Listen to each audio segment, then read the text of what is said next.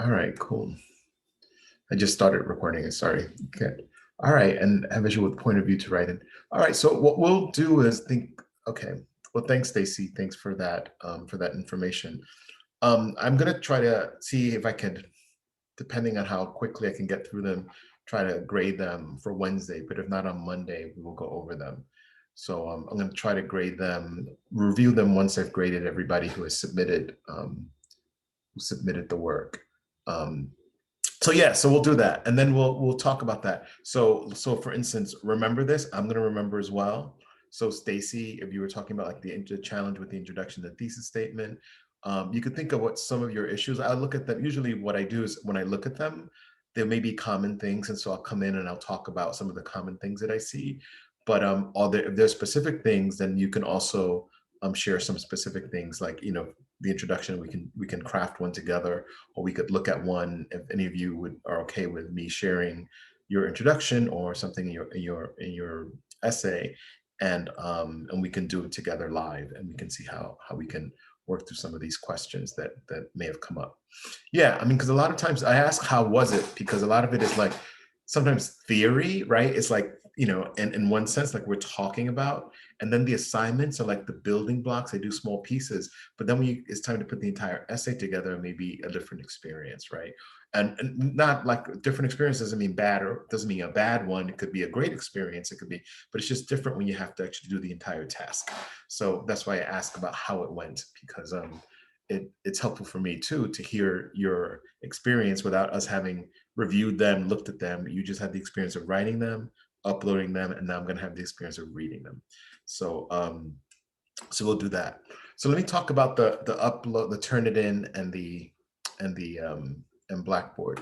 So most of you, so if you go to Blackboard and you go to course content, it's still the first thing, and you should see this. And this is where you should upload your essay.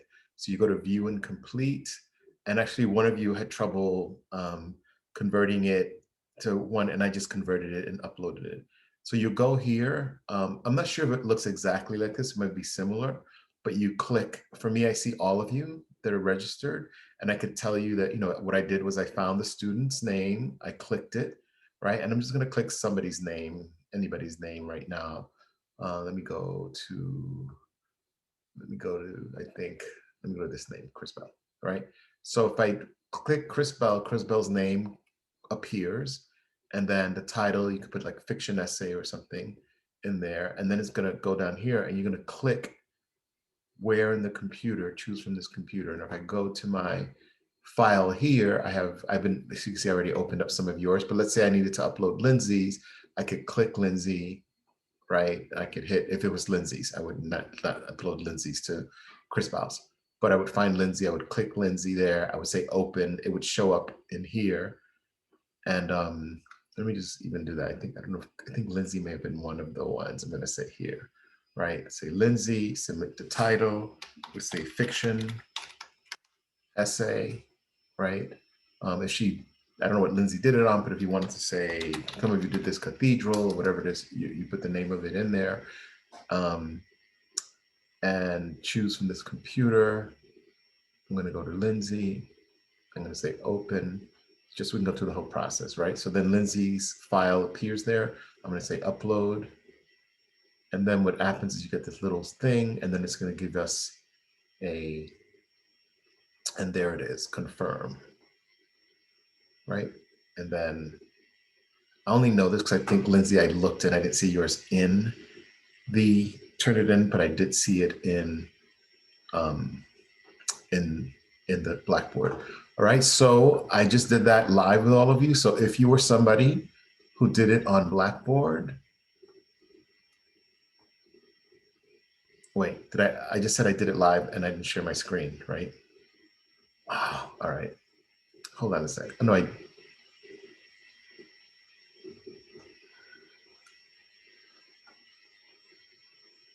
let me just do it again. Hold on a second. Let me just find another student who, Lindsay, I did it for you already. So,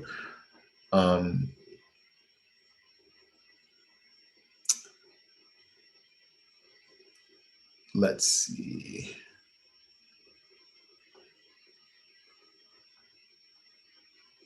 Just bear with me one moment while I look up this and I look up here and I go to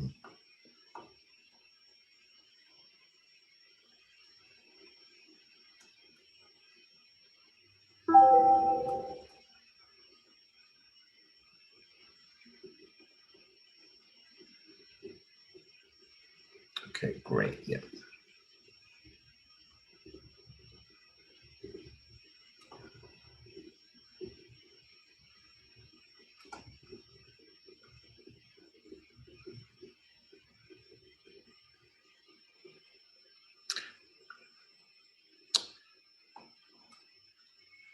Yeah.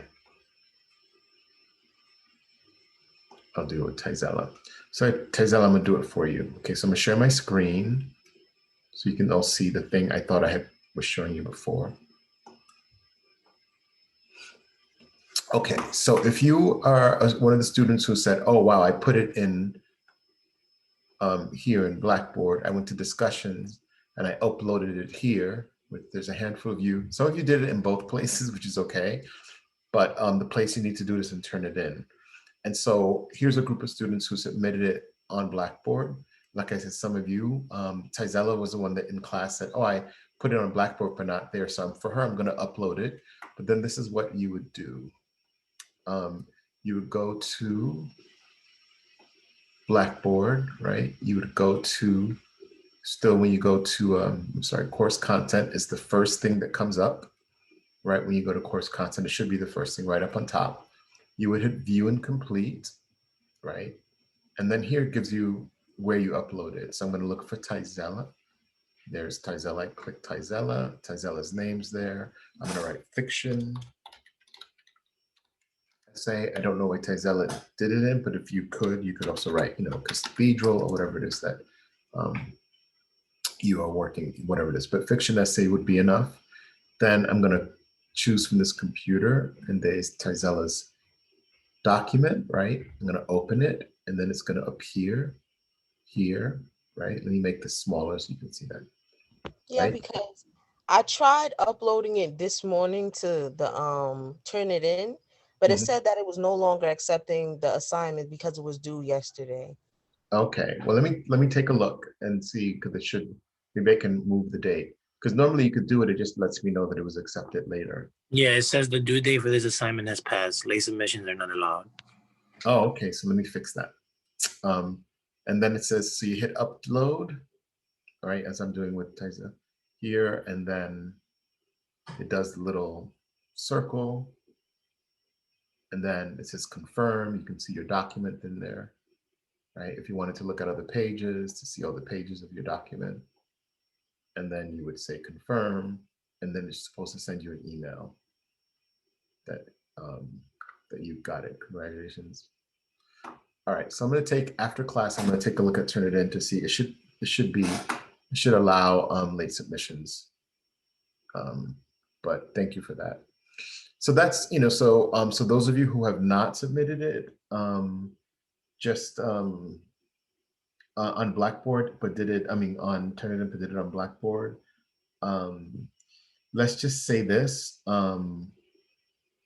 Yeah, that's pretty easy for me. I'll just submit the ones that are there. I'll just do it for you. And then if you have not submitted it, after class, I'm going to switch the accepting late submissions. So if you didn't get it in, you can do that because I think there were about 10 of you or 11 of you didn't turn it in, another 10 or 11 that did it on Blackboard, and there's some overlap. So most of you have finished it, but in case there's one or two, I know one or two have communicated with an issue.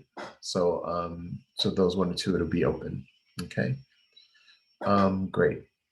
Great, Catherine. All right, cool. Yeah, I think Catherine, you submitted it on Blackboard. So don't, so let's just say this. I'm gonna pause. If you submitted it on Blackboard as of this time of this class, I will submit them. I will do what I just did for Tizella. I will do for the rest of you who did it on Blackboard. If you're submitting it after this class, give me like 10 or 15 minutes. But if you're submitting it later today, just wait because I'm going to fix that late submission thing. It should allow you to do late submissions. So, and mainly because some students have communicated with me where they ran into an issue or something, and so they should be able to submit it later. It just indicates to me that it's late. That's it. Okay. All right. So that's it with the turning it in and all that. Let me stop my share for a minute. And make sure this is on speaker. Yeah, good. So so that's it with submitting it. That's great. I'm gonna work on reviewing them today. Tomorrow I have it's a day of meetings. So between today and Wednesday, we'll see how many I can get done. If I can get them all done, that'll be great. Turnitin helps me a little bit because it helps with. Oh, so let me talk about Turnitin, and then I'll go into today's lesson. So the reason, one of the reasons that Turnitin, one of the main reasons is that Turnitin is a program that looks for plagiarisms. And so I think I've mentioned in this class, I've encountered one or two situations where we have had that. And so Turnitin is one of the things that helps, that looks for it, in the assignments. So so I'm saying that as well. As you're submitting your work, make sure that it is your work, that you do your work. I mean, Turnitin even looks at previous student papers. So it's a tool that I don't necessarily like a lot, but I feel it's useful sometimes in these situations, and it also helps equalize the work that I have to do. The other thing that Turnitin does is that it does some of the grammatical changes to you. And so when we come back together, I'm going to open up a document, not from this class, from a previous class, so you can see how it gives you a report. And in it, so I'm also able to comment and make suggestions in Turnitin. And Turnitin makes its own comments and suggestions. And sometimes I have to fix them because sometimes they don't recognize your names. And so they consider that a spelling error. So I have to go in and fix what they think are spelling errors, but are not spelling errors, and and all that stuff. So it's a little bit of work, but not that much, much more. But once all the papers are in and I've graded them, or at least the ones that are in and I've graded them, and we come together to discuss it, then I will open up student's file, not like I said, from your class, from a previous file, and we can look at how the report looks, so that when you open up and look at your file and your grades and all that, that you understand how to maneuver all of that. Okay. So last week we began two things, right? And so, and I know, I forgot it was somebody, it was Chris, somebody said it was a lot. It was a lot, one of the classes, because we were talking about both the research paper and introducing you all to theater, and that's a transition that we're making. The second half of the semester is theater and Alan, okay, is theater and the research paper. And so the theater essay that you're going to do, it's going to be due on May 3rd, so it's still like a couple of weeks away, and the research paper May 10th. But because the deadlines are close together and it's also the end of the semester, there's less wiggle room for late submissions, and less wiggle room for me to respond to your research paper, so you can do a revision of that. I will also say that after you get your fiction essay, between your fiction and your poetry essay, you should look at them, and between your fiction and poetry, you should look at them, and then you can pick one of those to revise, right? So if you say, let's say you got a B on your poetry essay and an A on your fiction essay, and you want to revise your poetry essay, you can do that. Or if you got a B on your poetry essay and a C on your fiction, you might want to revise your fiction essay to bring the grade up. So you'll have an opportunity to look at both your grades of your fiction and poetry, and do a revision. So so that's why I'm trying to get the grade of the fiction essay as soon as possible, so that you can have it like in the next week or two, and then make a decision to do that. The revision isn't due for a couple of weeks, but I encourage folks to do the revision before you do their fiction essay, before May 3rd, because that way you have had the experience of writing two essays and revising one before you write your third one, and that puts you in a better position to write a stronger theater essay. And then we have the research paper. Okay, so we're going to focus today on theater. Okay, I'm going to start integrating some of the research stuff a little bit, But right now, just today, we're going to focus on theater. And so I had given you a handout called Elements of Theater. And I think at the end of the last class, I said to everybody, even though I said, read this, read that, right now, just focus on getting your essay done and we'll deal with everything this week. So, so we've done that. Last night was the hurdle. Now we can focus on theater. So I had given you about a week ago a handout called Elements of Theater.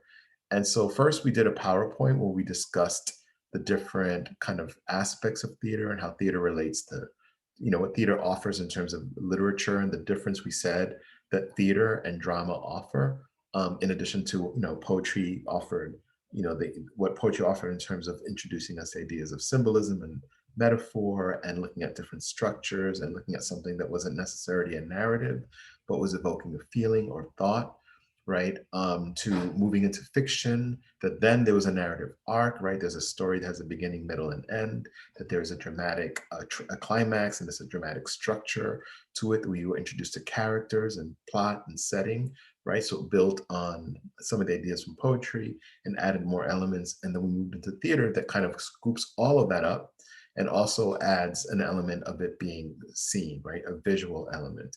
And then in the visual element, there's technical things that we were seeing in theater. And we're going to see some plays today, little snippets from one play, but different versions of it. And then we get to see how actors, begin to interpret, and a director, thinks of an idea for the play and how it should be presented and what the set would look like. And so there's all these other elements that come into play when you're dealing with drama. But the beautiful thing about the written word is that even though we may not get a chance to see a play together or go to experience one, we get to read one. We're going to read short play together in class, and that's what your assignment will be on. Your essay will be on that, and there will also and also we get videos. So we get to see some of them. Sometimes plays also are made into movies, and we're going to also see that today on focusing on the Glass Menagerie.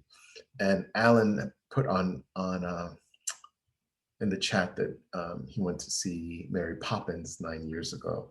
That was Mary Poppins is a musical. It's a movie, as folks may have seen it, but it's also a musical about a nanny, that kind of a magical nanny that shows up. I thought it was a pretty well done production. I remember, I don't know if they've changed it, but I saw it many years ago as well. I took my sisters to see it. It's amazing what theater can do, right?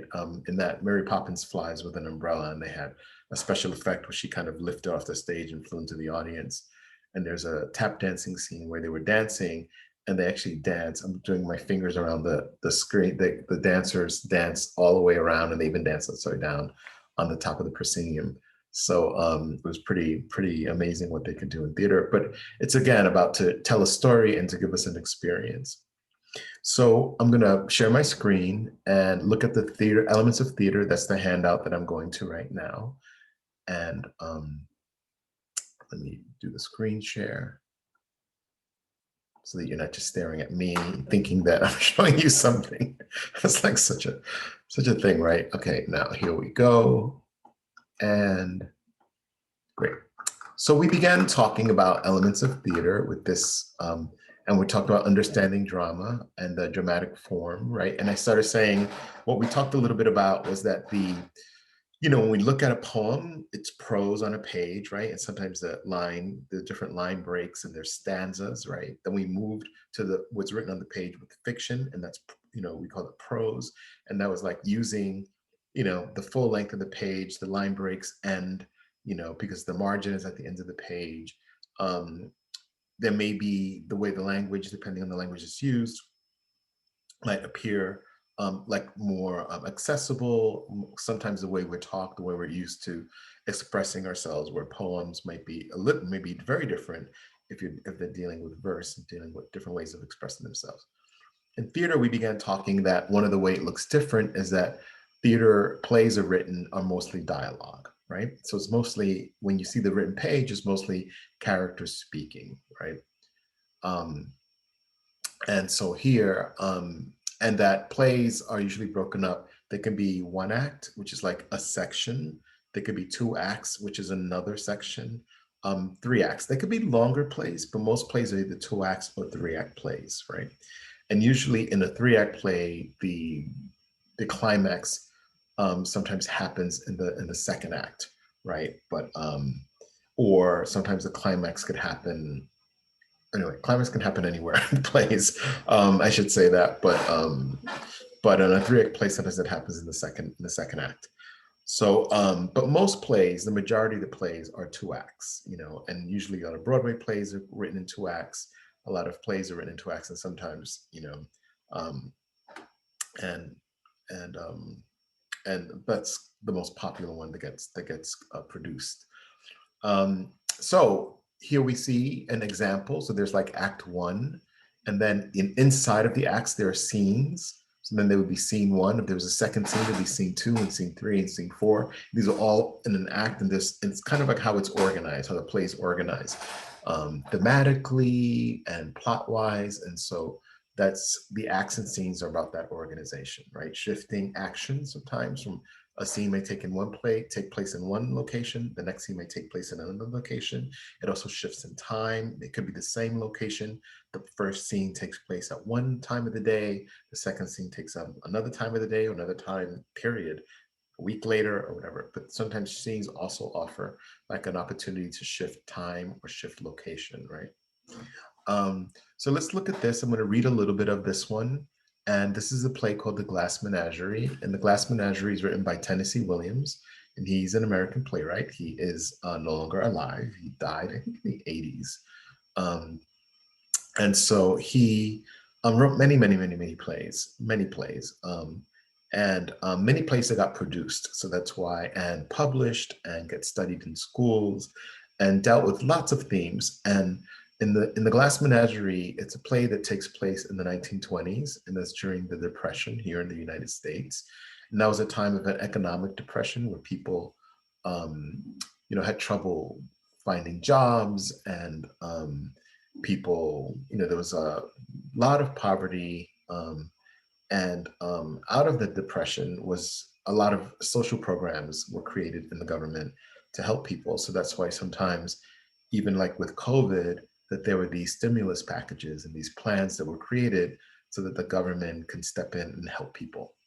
So, but before then, that was not the case, right? So, so depression, and so it's about a family, the Glass Menagerie. It's about a woman named Amanda, and she has two children named Tom and Laura.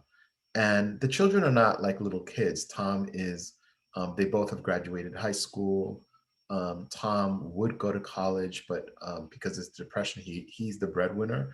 He got a job in a shoe factory, and he doesn't like his job. He hates his job.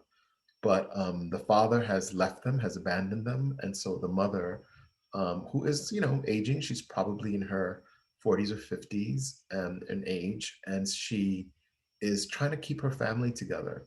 So Tom is the breadwinner because he works at the shoe factory, and then he has an older sister named Laura. And Laura, to put it simply, has issues. There is a very, I think, funny description of it, but it takes like 8 minutes, and I don't. Maybe we'll show it next class. I'll send it to you. You can all check out the Glass Menagerie if you're interested in it. If you're interested in this play at the end of this class and after seeing it and you want to learn more about it, there's an internet program that's called Thug Notes. I don't know if anybody's ever seen it, but it's this kind of homeboy he could be from the hood, from the Bronx, he could be, and he's describing literature. And so he does a really interesting description with, special effects and multimedia description of the Glass Menagerie. But anyway, Laura has issues, right? Laura is very, very shy. And Laura has a impediment, something wrong with her leg, where she kind of limps and has to wear a brace. And this impediment has affected Laura, her self-esteem, how she sees herself, her mental state, and so one of the ways that Laura spends her time is playing with little glass animals, like little glass figurines. And that's what the Glass Menagerie. Menagerie means like a kind of a mix, expansive mix of something. And in this case, they're little glass animals. and she has all these little animals, and she really spends a lot of time playing with these animals, treating them as if they were real. But she kind of loses herself in this world. And in losing herself in this fantasy world, she has difficulty relating to the real world. And so Tom, he's early 20s. He doesn't want that responsibility of the family. And but feels that he has to. And so he continues working, but feeling and arguing with the mother. And it's just like a lot of tension because none of them, they're all very unhappy characters. The mother lives in the past, but really is trying to keep the family together. The daughter is lost in her own world with those glass animals and having trouble relating to people in the outside world. And the son, Tom, he just wants to live his life and feels like he can't because he would be like his father, abandoning his family to do what he wants. And there's something the mother calls the father selfish, right? And calls Tom selfish and compares him to his father a lot. And then you have to think, is the 1920s is a different time period, right? Where, what are the opportunities for women in terms of the workforce? And so Amanda doesn't have a lot of skills as a mother. As a mother, yes, but as a worker, no. So anyway, it's a play that I love a lot. So let's look at it. So here's Act 1, we see, right, and then Scene 1. And I put excerpt because this is not the whole scene, just a little bit of the scene because I want us to look at it. And I start off with there's an era in the beginning. So one of the things that the play, the writing a play does is it gives stage directions, right? So that's what this sentence up here is. It's a stage direction. And it's telling us that the interior has lit up softly. And through the scrim, we see Amanda and Laura seated at a table in the upstage area. So it's telling us like what we see. And then the mother says, Amanda calling Tom, and here's where the error is, because there should be another line here with Tom saying, yes, mother. And then Amanda says, we can't say grace until you come to the table. And Tom says, coming, mother. He bows slightly and withdraws, reappearing a few minutes later at his place at the table. So it's giving us directions and helping us imagine what we see. Then Amanda, and they put in brackets to her son, so we know she's addressing her son, honey, don't push with your fingers. If you have to push with something, the thing to push with is a crust of bread, and chew. Animals have secretions in their stomach, which enable them to digest food without mastication, but human beings are supposed to chew their food before they swallow it down. Eat food leisurely, son, and really enjoy it. A well-cooked meal has lots of delicate flavors that have to be held in the mouth for appreciation. So chew your food and give your salivary glands a chance to function. So one of the things, if we know nothing else, even with the description I gave you, with that paragraph, right, this paragraph here that I just read, that Amanda speaking to Tom, right, telling him how to eat. What do you think? What can you tell me about her as a mother? What do you think who she is, or as a character? You can type it in the chat or unmute yourself. Like, did you learn anything in that paragraph about who Amanda is?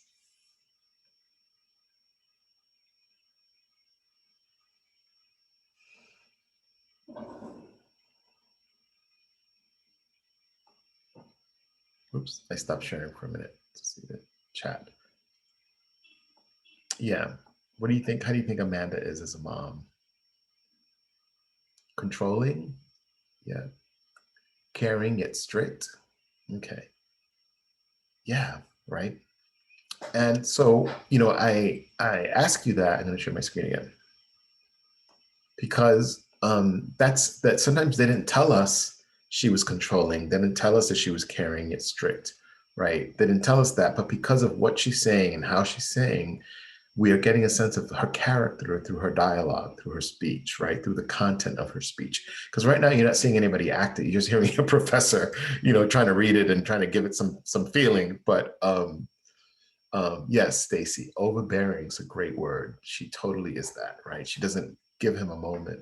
Tom, I'm going to keep reading. Tom deliberately lays his imaginary fork down in his chair back from the table. So the playwright has chosen to have them have imaginary forks. Sometimes you can see plays and people eating and drinking on stage, but Tennessee Williams in this play suggests imaginary forks. And there's a reason that he's doing that.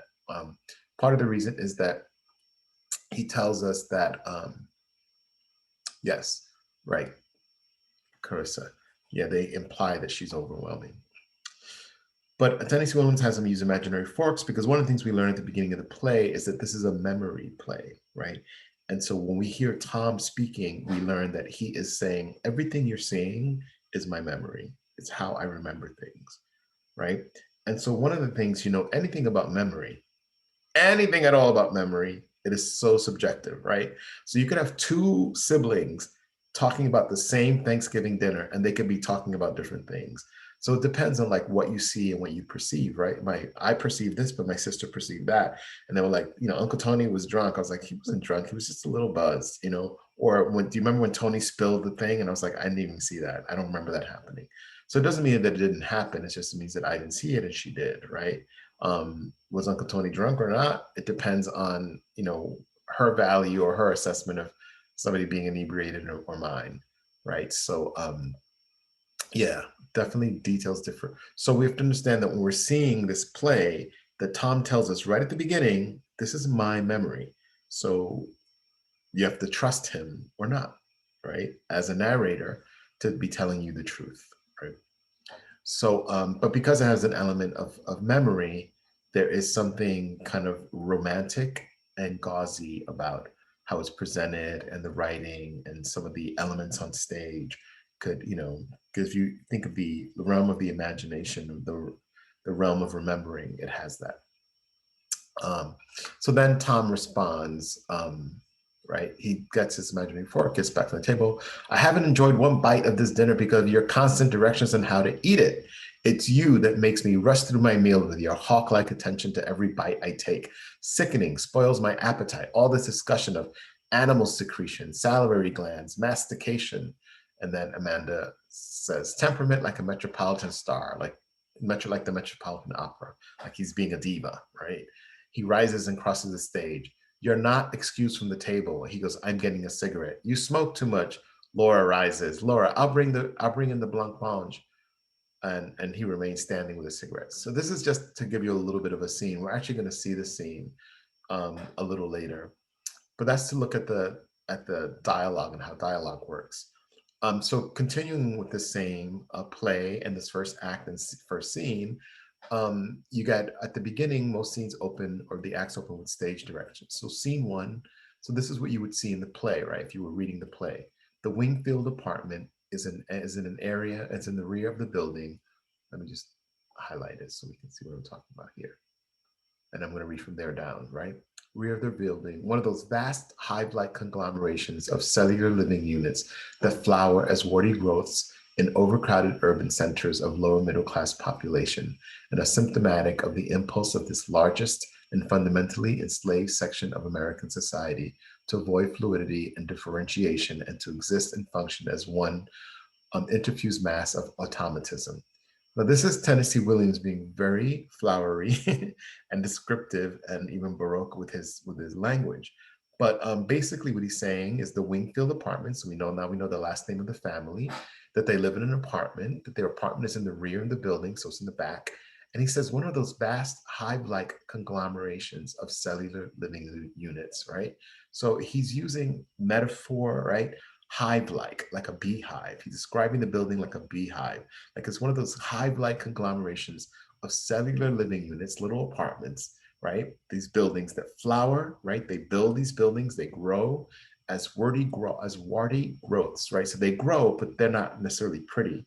In overcrowded urban centers of lower middle-class populations, right? So he's saying, almost like even in New York City, in many urban areas, they built all these buildings next to each other, you know, to accommodate all the people that live here. Like on my block, you know, it's a whole row of buildings and who knows how many apartments are in this building and how many people live in there. For this, there could be hundreds of people that live on one block, right? Where in the same amount of land, maybe somebody has a house and has empty land, there could just be a family of 5, right? So, but in the same amount of space, they've created these buildings where now we can house hundreds of people, right? And then he's saying, 1 second, let me just keep the chat open over here on the side so I could see it. Right. Oh, Alan has a fire department in front of him. So yes. So I'm sure it's also contributes to the sound, right? To the so now I'm going to the second paragraph. The apartment faces an alley. So it's giving us directions. The apartment looks out on an alley, and you enter the apartment and is entered by a fire escape. So they come in and out through their fire escape. A structure whose name is a touch of accidental poetic truth. For all of these huge buildings are always burning with slow and implacable fires of human desperation. The fire escape is included in the set. That is the landing of it and steps descending from it. So on the set, you should see the landing where they step out of their apartment to go on the fire escape and the way they enter their fire escape. So it should be steps leading down. And then Tennessee Williams is doing some commenting, right? The apartment faces an alley and is entered by a fire escape. And then he says, a structure whose name is a touch of accidental poetic truth, right? For all of these huge buildings are always burning with the slow, implacable fires of human desperation. So he's making this idea that it's not literally a fire all the time. The fire escapes are there because people are burning with, as he says, the slow, implacable fires of human desperation. They're burning with human desperation, right? So, and if you remember the description at the beginning of Tom, Amanda, and Laura, they all have their own desperation, right? Amanda's worried about how she's going to keep this family together. She's living in the past. You know, Laura's dealing with her own issues, and Tom is just desperate to get out of there. He doesn't want to take care of his mother and his sister and be responsible. He's like 21 years old, I think, and he wants to be a poet. Actually, he wants to go live his life and figure out like he wants to do, but he can't. Right? He's anchored to his responsibility to his family. So here it says the scene is memory and therefore non-realistic. Memory takes a poetic license. It omits some details. Others are exaggerated according to the emotional values of the articles it touches. For memory is seated predominantly in the heart. The interior is therefore rather dim and poetic. At the rise of the curtain, the audience is faced with dark, grim rear wall of the Wingfield apartment tenement. The building, which runs parallel to the footlights, is flanked by both sides of dark, narrow alleys which run into murky canyons of tangled clotheslines, garbage cans, and sinister latticework of neighboring fire escapes. It is up and down these alleys that exterior entrances and exits are made during the play. At the end of Tom's opening commentary, the dark tenement wall slowly reveals, by means of a transparency, the interior of the ground floor Wingfield apartment. Downstage in the living room, which also serves as sleeping room for Laura, the sofa is unfolding to make her bed. Upstage center and divided by, so all these directions, like downstage means down toward the audience, like upstage is toward the back of the things. So all this is using language that is particular to theater, but the idea is for you to be able to place where things are on stage. So it's saying that there's a transparency, or what they also call a scrim. It's a piece of fabric that you can actually see through it, right? That we know that the room in the beginning in the front is a living room, and that there's a sofa, that the sofa sometimes will double as Laura's bed.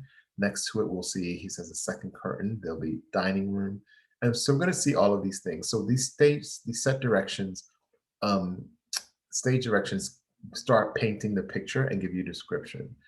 And then it says here, the narrator's undisguised convention of the play. Okay, Tom enters dressed as a merchant sailor from the alley, stage left, and strolls across the front of the stage.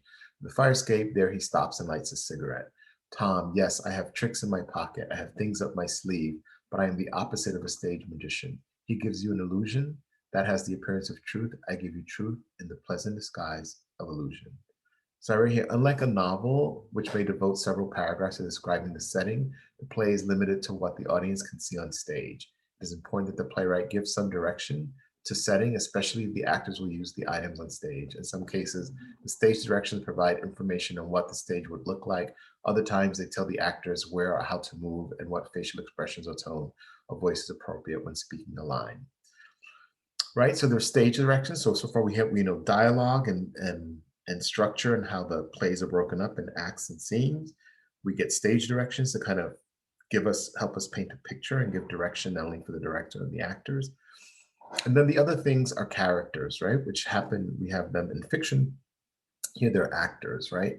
And so most plays at the beginning have a cast of characters, and they'll tell you, Amanda Wingfield, Laura and Tom's mother, a proud, vivacious woman. Amanda clings fervently to memories of a vanished, genteel past. She's simultaneously admirable, charming, pitiable, and laughable.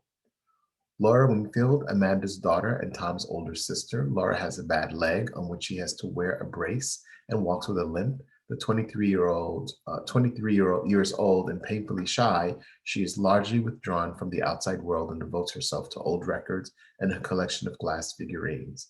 Right? Tom, Amanda's son and Laura's younger brother, an aspiring poet. Tom works at a shoe warehouse to support the family. He is frustrated by the numbing routine of his job and escapes from it through movies, literature, and alcohol. Then you meet Jim O'Connor, who's an old acquaintance of Tom and Laura. We're not going to meet him, but there's two other characters. He's the one other character, and they put Mr. Wingfield, and they said Amanda's husband and Laura's Tom's father. Mr. Wingfield was a handsome man who worked for a telephone company. He abandoned his family years before the action of the play and never appears on stage. His picture, however, is predominantly displayed in the Wingfield's living room. So he's a character that's not on stage, but you see an image of him, and they do talk about him. Right. And then this list is usually also listed in the playbill. Then we have plot inside of it. And so we talked about this part already about comedy and tragedy, right? Dialogue and monologue, and difference between a monologue and a soliloquy, right? And an aside is when sometimes on stage an actor will be acting like, if there was somebody else here, I'd be talking to them and saying, yes, I want you to go to the store. No, I don't want to go to the store. You better go to the store. No. And I was like, and the aside would be, I would do this. I would look to the audience like, oh my God, my kid is such a pain.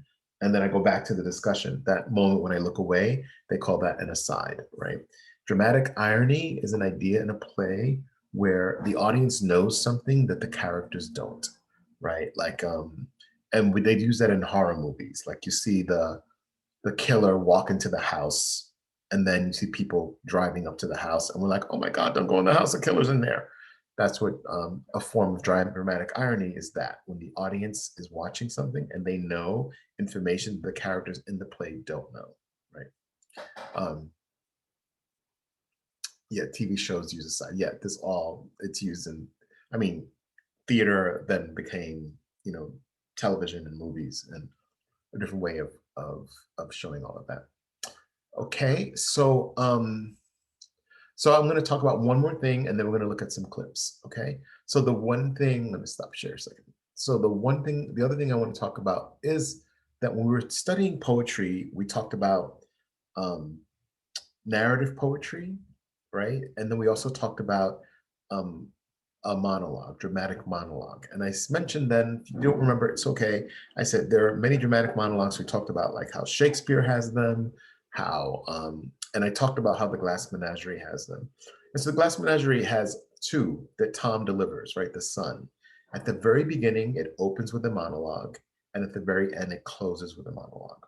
So let's see if we can see both of them today. But I wanted to show some clips so you can kind of see. Now, one of the things to think about is something that sometimes impacts a play, right? A presentation of a play is money, right? Or the ability. Sometimes some play have lots of money, and so they may have a more elaborate set. Some of them may be simpler. Some of them are done by professional companies. Some of them are done by small community companies. Some of them are done on college campuses. So we're going to see two of the beginning. So we're going to see the same section. I'm going to try to stop it at the same place. So what I want to do is show this opening of the Glass Menagerie, and we'll see one production. We'll see a second one, and then we will see a film that it was made into a film with starring John Malkovich. And so we'll see them so we can kind of get a little sense of how sometimes the idea of theater being performed rather than only read. And I just read some of that information to you. You will see it performed, right? Whether the impact that has on it. Okay. So here we go. I'm going to close this out. I'm going to go over here. Boom. First one. So here's the first one, and make sure my volume is up. Hold on a second.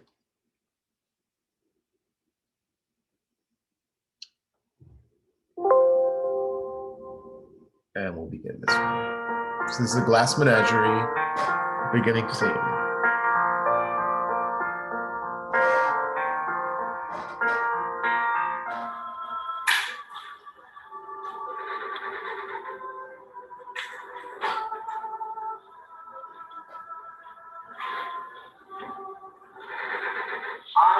have tricks in my pocket. I have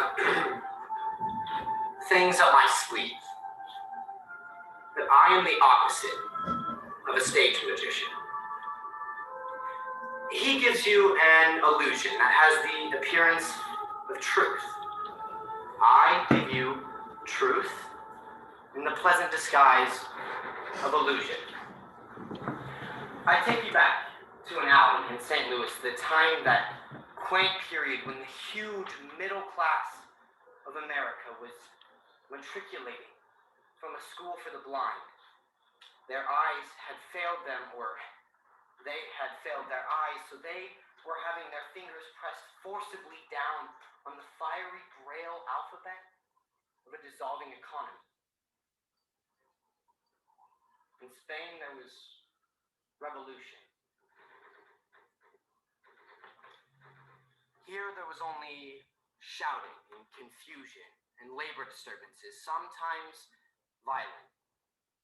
In otherwise peaceful cities such as Cleveland, Chicago, Detroit. That is the social background of this play. The play is memory. Being a memory play, it is dimly lighted. It is sentimental. It is not realistic. In memory, everything seems to happen to music. That explains the fiddle in the wings. I'm the narrator of the play, but also a character in it. The other characters are my mother, Amanda, my sister, Laura, and a gentleman caller who only appears in the final scenes. He is the most realistic character in the play, being an emissary from a world we were somehow set apart from. But having a poet's weakness for symbols, I am using this character as a symbol, as the long delayed but always expected something we live for.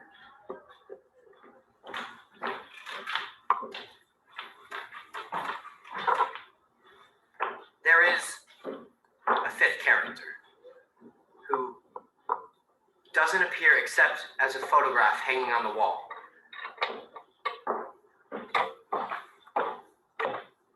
When you see the photo of this grinning gentleman, please remember that this is our father who left us a long time ago. He was a telephone man who fell in love with long distance, so he gave up his job with the telephone company and skipped the life fantastic out of town.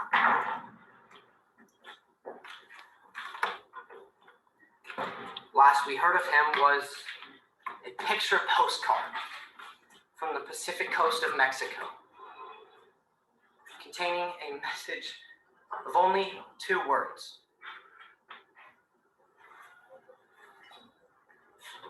Hello, goodbye, and no address.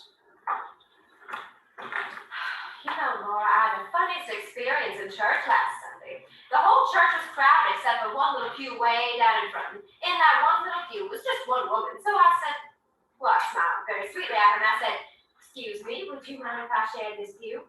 I certainly would, she said. This space is rented. Do you know this is the first time I've ever heard of that the Lord rented space? These northern Episcopalians, I can understand the southern Episcopalians, but these northern ones, no. Honey, don't push your food with your fingers. If you have to push your food with something, use a crust of bread. Oh, chew your food. Animals have secretions in their stomachs which allow them to digest their food without mastication, but human beings must chew their food before they swallow it down. Or chew, chew, chew. Eat leisurely. Eat leisurely. A well-cooked meal has many delicate flavors that must be held in the mouth for appreciation, not just gulp down. Or chew, chew. Don't you want to get salivary glands that you function? I haven't enjoyed a bite of my dinner because of your constant direction on how to eat. It's you that makes me hurry through my meals with your hawk-like attention to every bite I take. It's disgusting. All this talk of animal secretion, salivary glands, mastication. Oh, temperament like a metropolitan star. You're not excused from this table. I'm getting a cigarette. You smoke too much. Mother, over in the coffee. Oh, no, you sit down. I'm going to be the servant today. You're going to... Okay. I'm stopping the share. Okay. Are you able to hear it in some way? Let me just see. Tizella said it sounds very low. Let me check.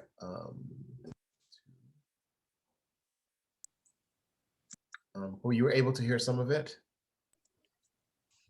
I heard the beginning of it. Then, no, I didn't hear the beginning, but I heard the rest. The rest. Okay, so maybe it got louder.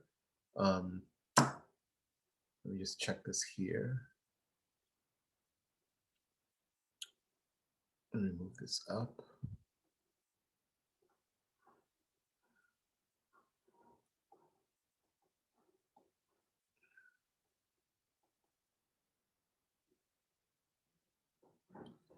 Yeah, it doesn't seem to go any higher. All right.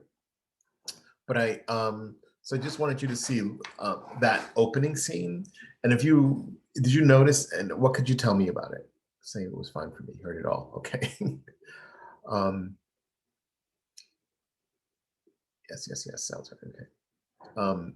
So that was, I'll just tell you, that was like a college production. And if you notice them, the actors all kind of look the same age, and the mother, they put a wig on her, and Laura, they kind of had her, she doesn't really say much in the first scene. Tom kind of looks the age of the actor, right? He's supposed to be in his 20s. And Laura looked actually younger, but I'm sure these students got cast in it. They're doing their thing. They were delivering the lines, right? You see that, you saw a set, you saw the table, you saw him standing on the side where the stage directions do it. Now, directors have interpretations and they may change things up, right? They may even condense dialogue or maybe move things differently. If you notice in the text, when the mother was talking, she says to her son, she was like, if you're gonna, all that stuff was directed to the son. For some reason, the director had her first talk to the daughter, like if you're gonna push anything with your food, use a crust of bread, and then she turns to her son. So that's sometimes how the difference is. So Alan is saying, yeah, it brought to life the characters. Yes, definitely. You get to see human beings, people performing the roles, speaking the lines, as opposed to us reading them on the page or us reading them together here in class. So let's take a look at a different production of the very same play. And then we'll talk about any differences you notice between the first and the second one, okay? Let's take a look at that.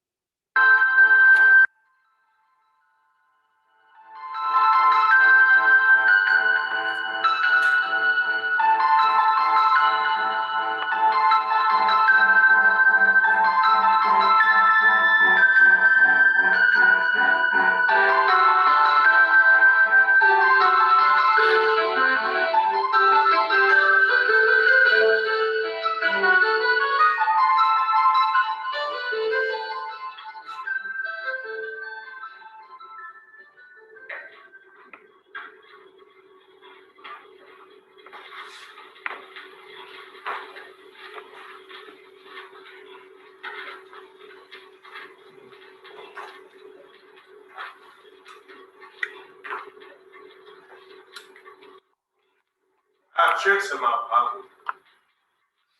I have things up my sleeve. But I am the opposite of a stage magician. He gives you illusion that has the appearance of truth. I give you truth in the pleasant disguise of illusion. To begin with, I turn back time. I take you back to an alley in St. Louis. The time, that quaint period when the huge middle class of America was matriculating in a school for the blind. Their eyes had failed them, or they had failed their eyes. And so they were having their fingers pressed forcibly down on the fiery braille alphabet of a dissolving economy. In Spain, there was revolution. Here, there was only shouting and confusion and labor disturbances. Sometimes violent, otherwise peaceful cities such as Cleveland, Chicago, Detroit. That is the social background of the play. The play is memory. Being a memory play, it is dimly lighted. It is sentimental. It is not realistic. In memory, everything seems to happen to music, which explains the fiddle and the wind. I am the narrator of the play and also a character in it. The other characters are my mother, Amanda, my sister, Laura, and a gentleman caller who appears in the final sequence. He is the most realistic character in the play, being an emissary from a world that we are somehow set apart from. But having a poet's weakness for symbols, I am using this character as a symbol, as the long-delayed but always expected something that we live for. There is a fifth character that doesn't appear other than a photograph hanging on the wall. When you see the picture of this grinning gentleman, please remember this is our father who left us a long time ago. He was a telephone man that fell in love with long distance. So, he quit his job at the telephone company and skipped the life fantastic out of town. The last we heard of him was a picture postcard from the Pacific coast of Mexico, containing the message of two words: hello, goodbye, and no address. Doc, Yes, Mother. we can't say grace until you come to the table. Coming, Mother. Doc, I had the funniest experience in church last Sunday. The church was crowded, except for one pew way down front. And in that was just this one little woman. I smiled very sweetly at her and I said, "Excuse me, would you mind if I shared this pew?" "Certainly would," she said. "This space is rented." Well, do you know, that is the first time that I ever knew that the Lord rented space. These Northern Episcopalians. I can understand the Southern Episcopalians, but these Northern ones, no. Oh, honey, don't push your food with your fingers. If you have to push your food with something, the thing to use is a crust of bread. You must chew your food. Animals have secretions in their stomach which enable them to digest their food without mastication, but human beings must chew their food before they swallow. And chew, eat leisurely, eat leisurely.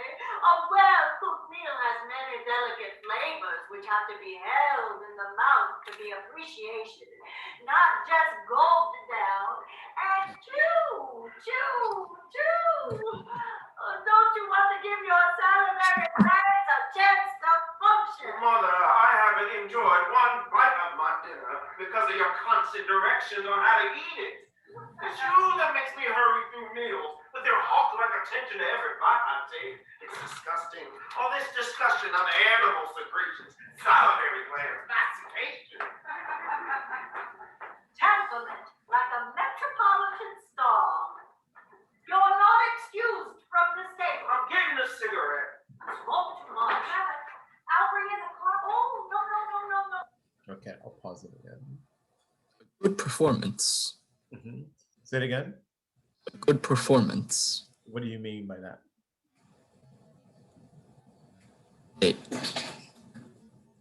They really brought the full extent of the characters.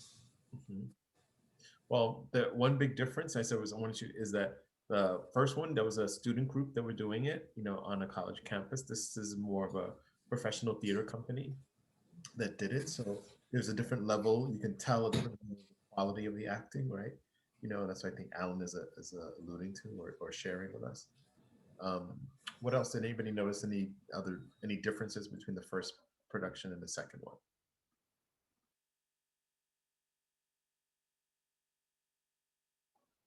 There was a lot more body language. Lot Right. more body language. Yeah. Like moving and acting and stuff like that. That was part of it too, right? Mhm. Any other differences?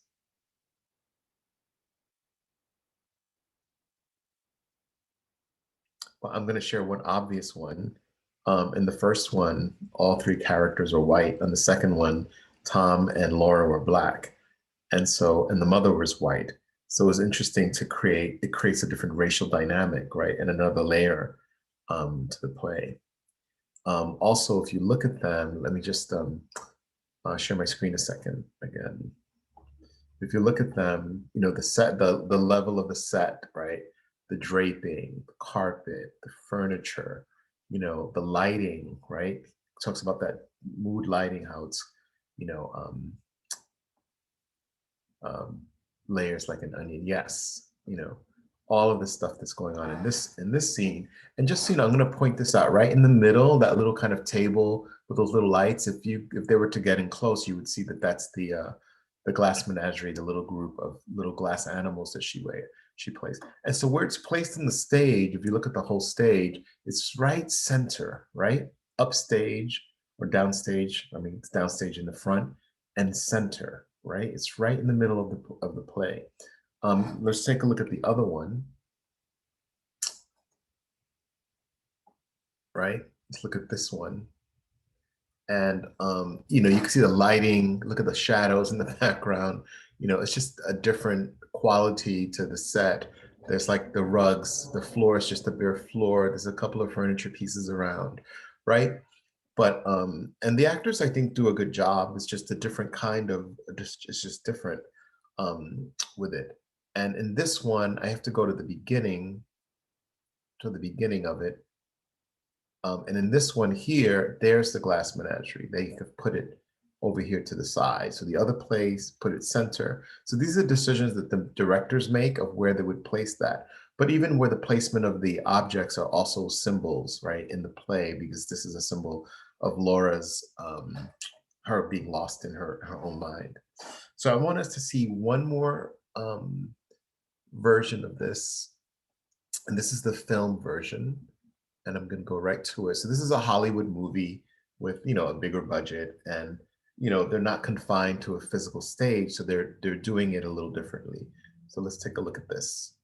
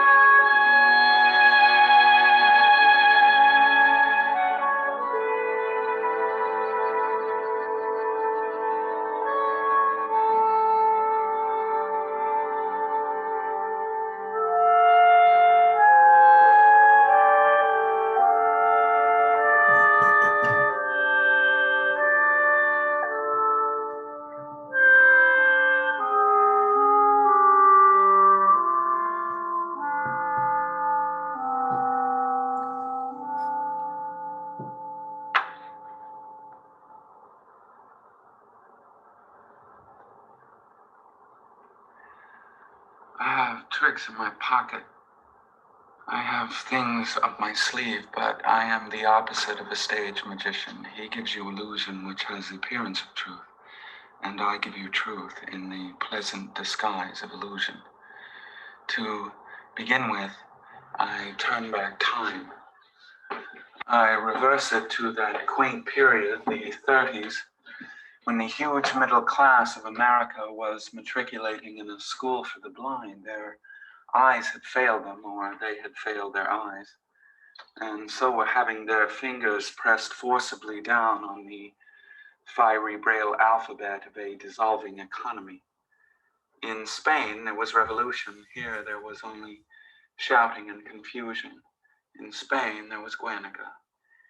Here, there were disturbances of labor, sometimes pretty violent, in otherwise peaceful cities such as Chicago, Cleveland, and St. Louis. This is the social background of the play. The play is memory. Being a memory play, it is dimly lighted, it is sentimental, it is not realistic. In memory, everything seems to happen to music. That explains the fiddle in the wings. I am the narrator of the play and also a character in it. The other characters are my mother Amanda, my sister Laura, and a gentleman caller who appears in the final scenes. He is the most realistic character in the play, being an emissary from a world of reality that we were somehow set apart from. But since I have a poet's weakness for symbols, I use this character also as a symbol. He is the long delayed, but always expected something that we live for. There is a fifth character in the play, but he only appears in this larger than life-size photograph. This is my father, who left us a long time ago. He was a telephone man who fell in love with long distances. He gave up his job with the telephone company and skipped the light fantastic out of town. The last we heard of him was a picture postcard from Mazatlan on the Pacific coast of Mexico, containing a message of 2 words: hello, goodbye, and no address.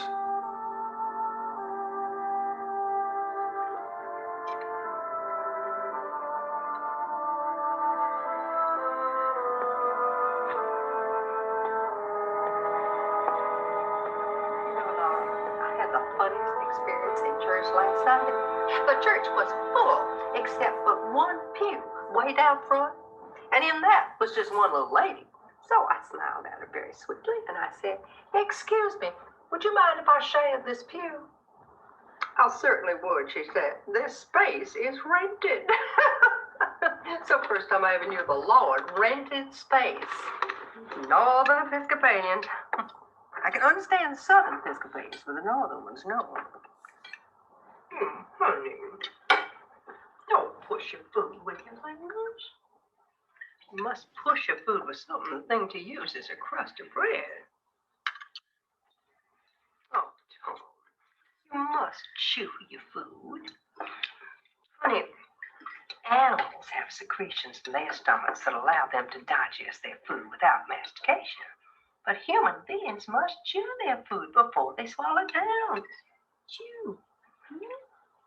Chew. Honey, eat leisurely. Eat leisurely. A well-cooked meal has many delicate flavors that must be held in the mouth for appreciation, not just gulp down. So chew. Chew. You want to give your salivary glands a chance to function? Mother, I have not enjoyed one bite of this dinner because of your constant directions on how to eat it. It's you that makes me rush through meals with your hawk-like attention to every bite I take. It's sickening. Spoils my appetite. All this discussion of animal secretions, salivary glands, mastication. Temperament like a metropolitan star. You're not excused from the table. I'm getting a cigarette. Smoke too much. Mother, I'll bring in. Okay. All right. So we're out of time, but Alan gave a comment in the chat saying it definitely took some liberties, but it's still true to the source material. So definitely with the film, we'll talk about it, next class. But yes, so I'm going to ask you all to read a soliloquy, the to be or not to be soliloquy from Hamlet. I'm going to send it to you all by email. I'll send it to you all today right after class. But yeah, and we'll talk about this and how this has have different direction, from one play to the next presentation to the film, how the interpretation, the acting, and many other different things are different. But essentially, the text is the same, right? With some editing, but essentially the same text. So we'll talk about that next class. Okay, so for today, I'll send you an email with the to be or not to be soliloquy, so you can read that. It's the to be or not to be from Hamlet. Then we'll talk about Hamlet next class, and we'll wrap this up, and that'll introduce us for Ruby of Elsinore, which is a play that we will read together as a class. Okay, so if people want to share a comment, you can. If not, you can sign out, and I will see you all on Wednesday. Okay, but I'll be here for a little bit. So have a great rest of your afternoon.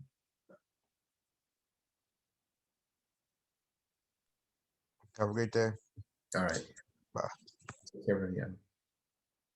Thank you, Professor. Have a good day. You're right. Welcome, Christian. You too. Bye-bye. My phone's off, but I'm gonna pay tonight. Thanks, Sanjay. I've seen the Carlos. Thank you. I see you guys in the chat. Stacy and Alan and Lindsay. Tizella, thank you. And Kayla and Adrienne and Ramat and Xavier. Carl, Dana, thank you all.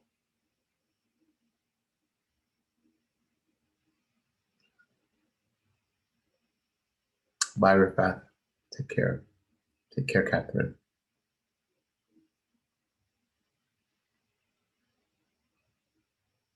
And Hassan, you came a little late, I think, but in case you need, just look for the email.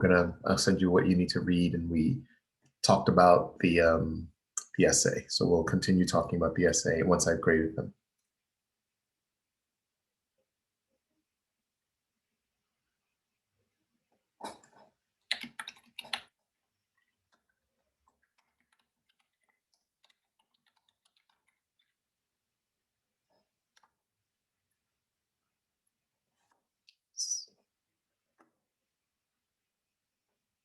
All right, Hassan, if you don't have any questions, I will see you on Wednesday.